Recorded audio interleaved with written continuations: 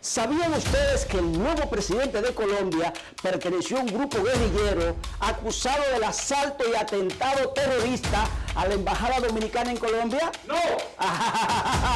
Dale, Bulbul.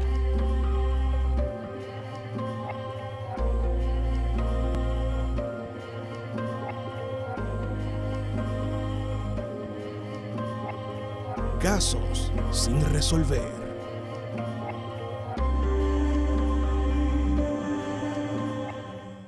Bienvenidos a nuestro canal de Casos sin resolver con el Fiero Valenzuela. Yo soy el Fiero, el único periodista que tiene la pámpara, como decimos aquí en Santo Domingo, República Dominicana, la tierra de Juan Luis Guerra, la tierra de Toquilla, aquí está Punta Cana. Miren, este es un tema muy interesante a propósito de que Gustavo Petro asume la presidencia de Colombia, un país amigo de República Dominicana. Yo les voy a ir desarrollando a ver si nos vamos entendiendo.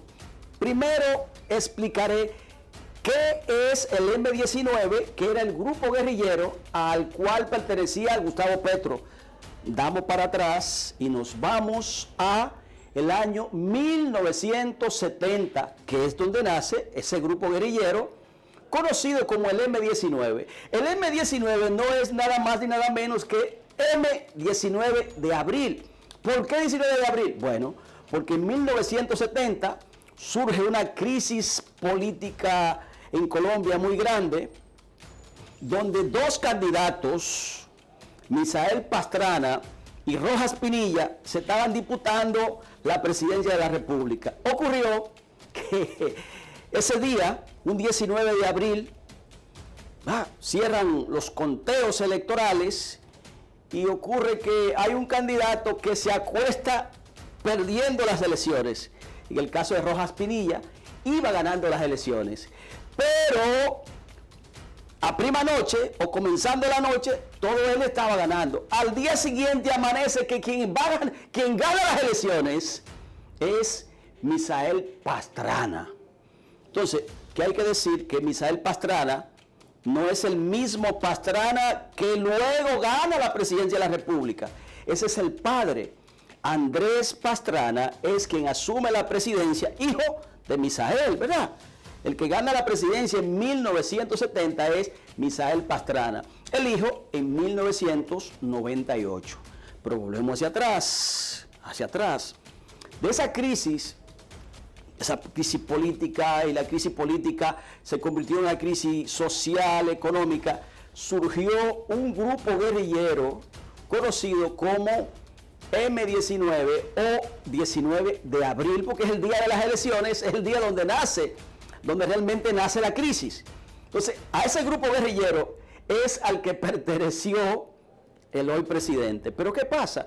Ese grupo guerrillero se fundó en el 70 y él viene ingresando como 4 años después. ¿Qué es el M-19? Es un grupo guerrillero que lucha por la democracia de Colombia y trata de ir llamando la atención y tratando que haya una reforma, que las cosas mejoren, que haya una verdadera democracia, porque Colombia realmente ha vivido de crisis en crisis.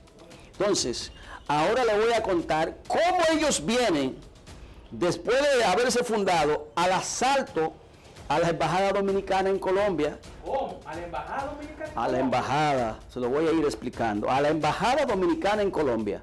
Este grupo guerrillero tuvo dos momentos cúlmines.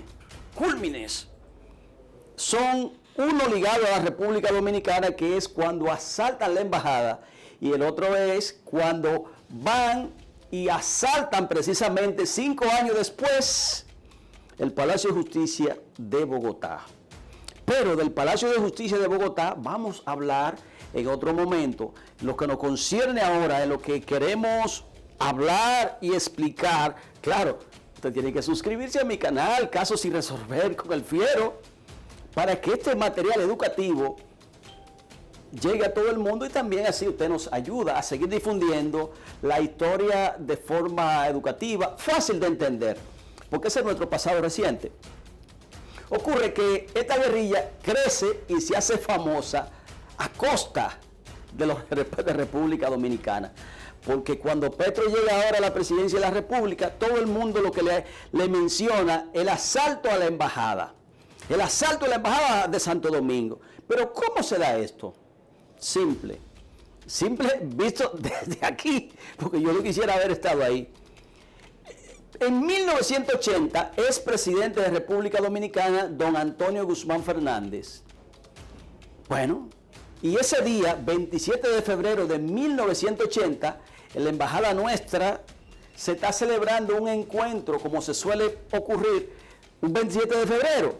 Siempre, todas las embajadas, cuando ese país celebra su independencia, en ese caso, ese día, 1980, se estaba celebrando la independencia de República Dominicana. ¡Ojo! Pero llegaron unos invitados que nadie, que dicho sea de paso, los había invitado. Un grupo guerrillero. Ellos se colaron entre todos los invitados. Imagínense, entraron con el embajador de los Estados Unidos, con el embajador de Colombia, con el embajador de Israel, con el embajador nada más y nada menos que de la Santa Sede, del Vaticano. Los guerrilleros entraron y ocurre que luego que los guerrilleros entran, su jefe, el encargado del asalto, se llama apellido Pavón, y dice, esto es un asalto, y tira varios disparos al aire. Y dice, cada 10 minutos vamos a matar a un embajador. ¿Cómo? Ellos invadieron la embajada un 27, el día del 27 de febrero, día de la independencia de República Dominicana. En ese momento había en la embajada, celebrando la fiesta patria, unos 19 embajadores.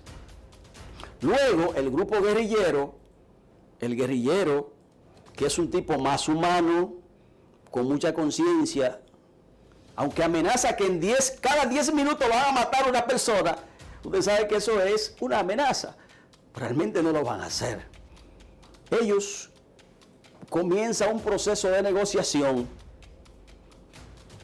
y dicen, mira, vamos a liberar a las mujeres y los niños que se encuentren aquí. Y al final solamente quedan unos 14 embajadores. ¿Qué pedía el M-19? El M-19 pedía, por ejemplo, que se liberasen todos los presos políticos de la guerrilla y que le dieran 50 millones de dólares. El presidente de ese momento, el presidente colombiano, era Julio César Turbay.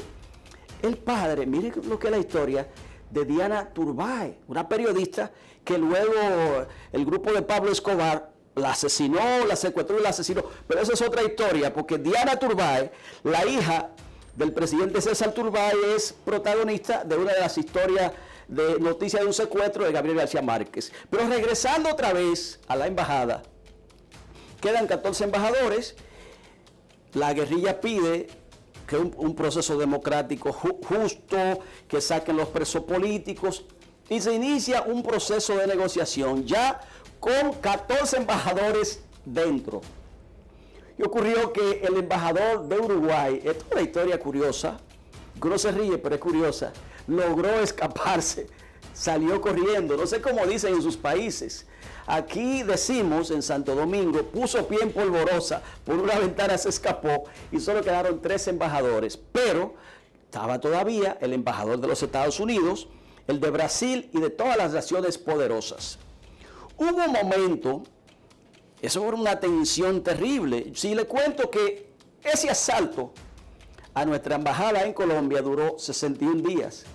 Y hubo un momento que cuenta Fidel Castro después, que era de los negociadores, un avión, un helicóptero de Israel, una de las naciones que tiene su embajador aquí, fue a sobrevolar la embajada dominicana, pero se dieron cuenta de que era imposible hacer un asalto y matar a los guerrilleros, donde todo el que conoce lo que es guerra de guerrillas, sabe que el guerrillero siempre está mejor preparado que el militar común.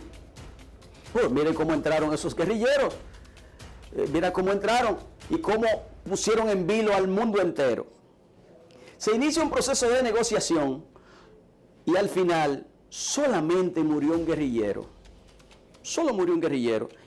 Y lo que sorprende es que estos embajadores de naciones poderosas y naciones que nos agreden, que agreden a los pueblos americanos, ellos se sorprendieron después y decían que eran muy humanos. Incluso una guerrillera muy, muy querida por los captores. Oigan bien, ella es guerrillera, ¿verdad? Y los que están ahí cautivos, en cautiverio, comenzaron a hablar bien de los guerrilleros. Y había una guerrillera llamada como la Chiqui, que a ellos le caía muy bien, porque decían que todos los guerrilleros eran humanos. Claro que son humanos, porque el guerrillero tiene sentimiento, tiene alma, tiene corazón. Es diferente al político tradicional que siempre ha gobernado toda América, que piensa más en sus intereses. El caso es que el desenlace fue que entre el presidente Julio César Turbay, Fidel Castro y el gobierno dominicano, que es el dueño de la embajada, lograron una negociación donde también estaba la Santa Sede. ¿Cómo negociaban? Bueno, en el patio de la embajada iba un vehículo y se paraba, y de ahí salía una delegación del gobierno, salía una delegación de los guerrilleros, y ahí se reunían los tres, y al final acordaron que todos los guerrilleros fuesen llevados a Cuba, y en ese momento no le dieron los 50 millones de dólares que estaban pidiendo. Incluso el presidente Julio César Turbay dijo que no, que muy satisfecho, que no llegaron a darle dinero. Luego se supo que le dieron 3 millones de dólares. Y a partir de ahí hubo un lanzamiento de ese grupo guerrillero, al fin de que hoy uno de sus miembros es presidente de la República. El caso es que la historia de Gustavo Petro es digna de admiración. Porque, bueno, concejal, senador y ahora presidente de la República. Bueno, luego de concejal, él logra la alcaldía. Y no hay por qué preocuparse porque él no es el primer guerrillero de un pueblo americano que llega a la presidencia. Oigan lo que le estoy diciendo. Él era el ala política del M-19 y cuando se da el asalto a la embajada dominicana, él no estaba en eso, ¿verdad? Pero cuando hay la otra actividad guerrillera más importante del M-19 fue el asalto a el Palacio de Justicia de Bogotá. Ahí ya eso es diferente. En otro momento vamos a tratar eso. Petro estaba preso. O sea que él no participó en ninguna de las acciones guerrilleras del movimiento al que él pertenece, pero él pertenece al ala política. Y tiene el mérito de que lo metieron preso en el 84, lo acusaron, le inventaron un expediente. Recuérdense que esto se llama caso sin resolver con el Fiero y que nosotros hacemos todas las averiguaciones. En ese momento a Petro le fabricaron un expediente y lo acusaron de que por ilegal de arma y todas esas cosas. Fue simplemente para sacarlo del ruedo político y dañar al grupo guerrillero. Pero es una persona tan visionaria que él siguió luchando. Después de estar preso, logra todas esas posiciones políticas. Y uno de sus grandes méritos es que después que el Estado lo agrede, que le inventa un expediente, él participa en la negociación para que el grupo guerrillero M-19 al que él pertenece negocie con el Estado y se convierta ya en un movimiento político. Y en el 1990, Petro negociando conjuntamente con el jefe, el dirigente máximo del grupo guerrillero del M-19, Carlos Navarro, y logran y negocian, entregan las armas, incluso todas esas armas a propuesta de ellos no se le entregaron al Estado, sino que se hizo un movimiento por la paz. Y no se preocupen que eso es América. Oiga bien, Petro no es el primero que pertenece a un grupo guerrillero, porque Mojica, todos amamos a Pepe Mojica.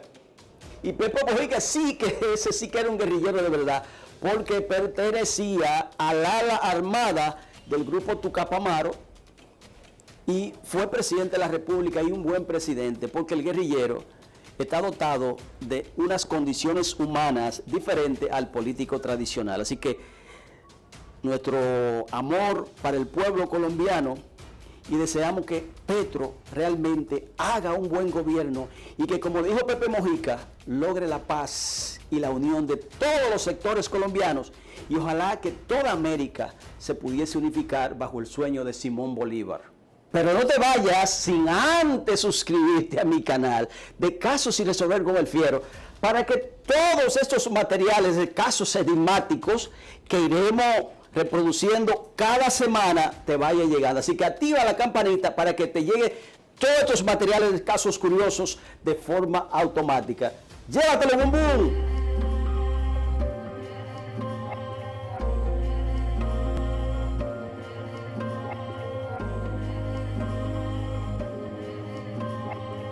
Casos sin resolver.